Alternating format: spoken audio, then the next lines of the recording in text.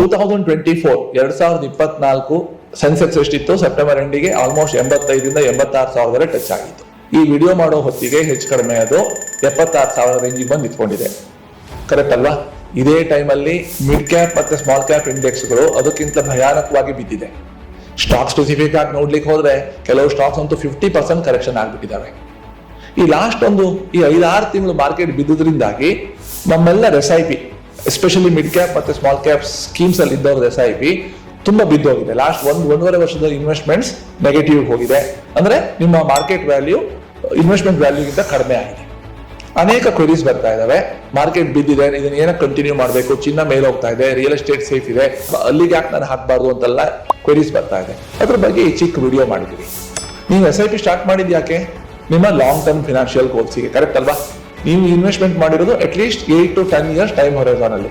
ನಾವಂತೂ ನಿಮಗೆ ತಪ್ಪಿಯೂ ಕೂಡ 4-5 ವರ್ಷಕ್ಕೆ SIP ಮಾಡಿ ಈಕ್ವಿಟಿ ಮ್ಯೂಚುವಲ್ ಫಂಡ್ ಅಂತ ನಾವು ಹೇಳೋದೂ ಇಲ್ಲ. ಬಿದ್ದವಾಗ ನಿಮ್ಮ ಹತ್ರ ಸರ್ಪ್ಲಸ್ ಹಣ ಇದ್ದು ಫಿನಾನ್ಷಿಯಲ್ ಪ್ಲಾನಿಂಗ್ ಅನ್ನ ಮ್ಯಾಚ್ ಮಾಡ್ಲಿಕ್ಕೆ ಆದ್ರೆ ಯಾವ ಸ್ಕೀಮ್ ನನಗೆ ಸೂಟೇಬಲ್ ಈ ಟೈಮಲ್ಲಿ ಜಾಸ್ತಿ ಇನ್ವೆಸ್ಟ್ಮೆಂಟ್ ಮಾಡ್ಲಿಕ್ಕೆ ಅಂತ ನೋಡಿಬಿಟ್ಟು ಆ ಕೆಟಗರಿ ಸ್ಕೀಮ್ಸಿಗೆ ಇನ್ವೆಸ್ಟ್ಮೆಂಟ್ ಜಾಸ್ತಿ ಮಾಡೋದು ಒಳ್ಳೇದು.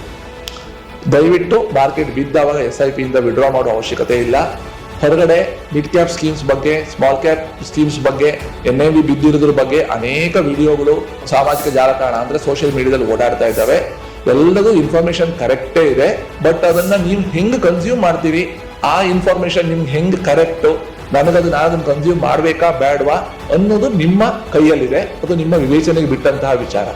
ನಿಮ್ಮ ಫಿನಾನ್ಷಿಯಲ್ ಪ್ಲಾನಿಂಗ್ ಪ್ರಕಾರ ನಿಮಗೆ mid cap small cap scheme suit ಆಗುದಂತ ಆದ್ರೆ ಅದನ್ನು ಹೊಂದ್ಕೊಂಡೆ ನೀವು ಇನ್ವೆಸ್ಟ್ಮೆಂಟ್ ಮಾಡಿದ್ದಂತ ಆದ್ರೆ ಅದನ್ನ ಸ್ಟಾಪ್ ಮಾಡೋ ಅವಶ್ಯಕತೆ ಇಲ್ಲ. ಫ್ರೆಶ್ ಅಲೋಕೇಶನ್ ಎಕ್ಸ್ಟ್ರಾ ದುಡ್ಡು ಇದ್ರೆ ಈ ತರ ಬಿದ್ದ ಸ್ಕೀಮ್ಸ್ ಅಲ್ಲಿ ಸ್ವಲ್ಪ ಇನ್ವೆಸ್ಟ್ಮೆಂಟ್ ಮಾಡೋದು ಒಳ್ಳೇದು. Market volatility is the friend for the investor. You should not treat as your enemy. ಇದ್ರ ಬಗ್ಗೆ, ಈ ತರ ಇನ್ವೆಸ್ಟ್ಮೆಂಟ್ಸ್ ಗಳ ಬಗ್ಗೆ, ಯಾವ ಸೆಗ್ಮೆಂಟ್ ಅಲ್ಲಿ ಇನ್ವೆಸ್ಟ್ಮೆಂಟ್ ಮಾಡಬೇಕು, ನನ್ನ ಫಿನಾನ್ಷಿಯಲ್ ಪ್ಲಾನಿಂಗ್ ಹೆಂಗೆ, ಯಾವ ಗೋಲಿ ಯಾವ ಪ್ರಾಡಕ್ಟ್ ಮ್ಯಾಚ್ ಆಗುತ್ತೆ ಅನ್ನೋದ್ರ ಬಗ್ಗೆ ಜಾಸ್ತಿ ಇನ್ಫಾರ್ಮೇಶನ್ಗೆ ನೀವು ನಮ್ಮನ್ನ ಕಾಂಟ್ಯಾಕ್ಟ್ ಮಾಡಬಹುದು.